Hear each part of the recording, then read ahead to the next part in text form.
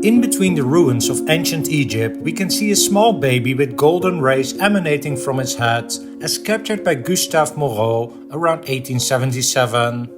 It is baby Moses floating peacefully in the Nile River, and for Moreau this painting was a symbol of the renewal of the French nation after the Franco-Prussian War. But the miraculous finding of Moses was not only popular as a symbol of renewal, but also symbolized the theme of child abandonment, which was much more common back in the day than now and was a popular theme for orphanages.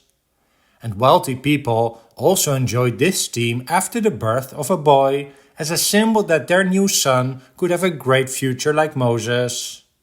And then there was an appeal among some artists for this scene because it was a bathing scene and only females were present, a good excuse to painting some female nudes. The story of the finding of Moses is described in the biblical book of Exodus chapter 2. A Hebrew woman got pregnant of a boy, but the problem was that the Egyptian oppressor did not allow any boys to be born among the Hebrew. Because who knows, maybe one of them could in time develop himself into the new leader of the Israelites. So, just as King Herod did around the birth of Jesus, all young boys had to be killed, but the girls were allowed to live, also known as the massacre of the innocents. And there are more parallels between Jesus and Moses, as some consider Moses as a precursor to Jesus, as both are believed to save their people from foreign oppression. But the mother was not ready to give up her baby without a fight, and she could hide him for the first 3 months without being discovered. Eventually, she had to give him up. She made a basket, covered it with tar, such that it could float, and put the basket and baby in the river between the tall grass or the reeds. The older sister of the baby, named Miriam, hid nearby so she could see what would happen. A bit later came the daughter of the Pharaoh, accompanied by her servants, to bathe in the Nile River. Seeing the basket, she asked her servants to check it out, and they discovered an unnamed baby. She noticed that the crying baby was a Hebrew one and felt sorry for him.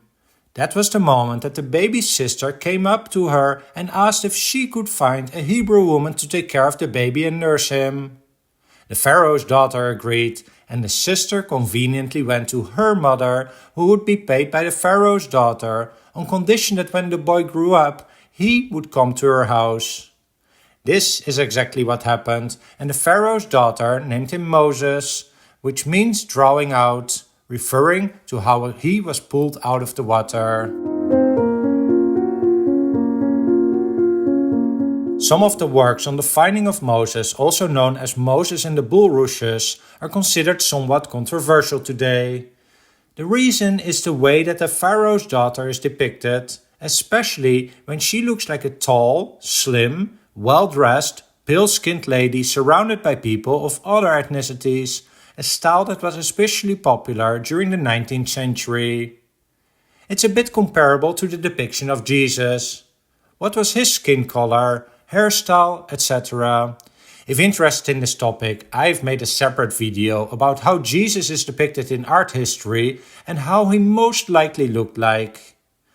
Perhaps the best example is this painting from 1885 by Frederick Goodall, where Moses and Pharaoh's daughter are very pale, and the servants are dark-skinned, and I wish I had a higher resolution of this image to illustrate the point better. Anyway, from the biblical story, we know that besides baby Moses, the Pharaoh's daughter is present with her servants. And in some depictions, Miriam, the Hebrew sister of Moses, and perhaps her mom are also present. What we do know is that they come to bathe in the Nile River, and I don't think I say anything strange if we expect the Pharaoh's daughter to be better dressed than her servants. That relation is pretty clear in this version from 1904 by Lawrence Elma Tadema, where the Pharaoh's daughter is carried forward by several bold men of color and 2 female attendants carry the basket, while another one plays some music.